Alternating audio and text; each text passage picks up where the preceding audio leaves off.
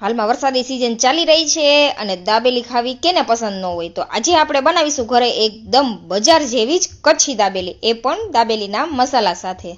તો એક પેનની અંદર આપણે આખા ધાણા લીધા છે, આખું જીરું અને વરિયાળી, અને એક ચક્રફૂલ, 3 થી 4 નંગ લવિંગ, થોડો અમથો તજનો ટુકડો, એક સૂકું તમાલપત્ર અને એક આપણે અહીંયા કશ્મીરી મરચું લીધું છે. હવે સારી રીતે મસાલાને શેકી લેવાના છે. પછી તેની અંદર આપણે તલ અને આમલી ઉમેરી દેવાની છે, તેને પણ શેકી લેવાની છે.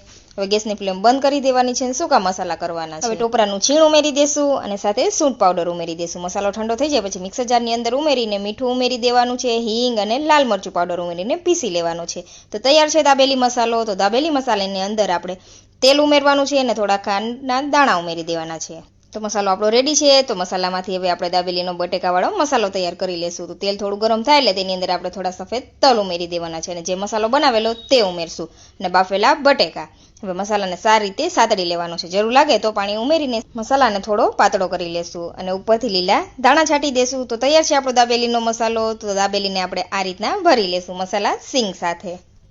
સેમ પ્રોસેસથી આપણે બીજી દાબેલી પણ ભરી લેવાની છે અને દાબેલીને આપણે તેલમાં શેકી લેશું. તમે બટરમાં પણ શેકી શકો છો. આ બંને સાઈડ ક્રિસ્પી થાય ત્યાં સુધી શેકી લેવાની છે અને ઉપરથી આપણે જેની સેવ લગાવી દેવાની છે. તો તૈયાર છે દાબેલી એકદમ બજાર જેવી. આ દાબેલી મસાલાને તમે આખું વર્ષ માટે ફ્રીજમાં સ્ટોર કરી શકો છો. રેસીપી પસંદ આવે તો લાઈક